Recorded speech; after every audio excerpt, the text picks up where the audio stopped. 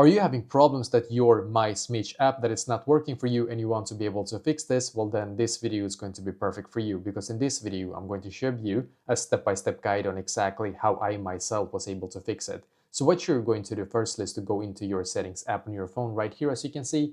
Now in here we're just going to scroll down and click on General. So click on General, and here scroll down once again and click on Storage right here, as you can see. And now we're just going to simply wait for this page to completely load right here. So it's going to load all of the apps that we currently have on our phone. So now swipe up like this. When it's done, click on search right here and search for My Smitch here and click on the app. Now click on Upload App, and once again click on Upload App down below here. We're just going to wait a couple of seconds for it to load, and then click on the Reinstall App button, as you can see. And now you're just going to simply wait for your My Smitch app to completely update to its latest version, because you have to do this sometimes when there's a new update to be able to fix all the bugs that was in the previous one. So try this, and hopefully now it's going to be fixed for you as well.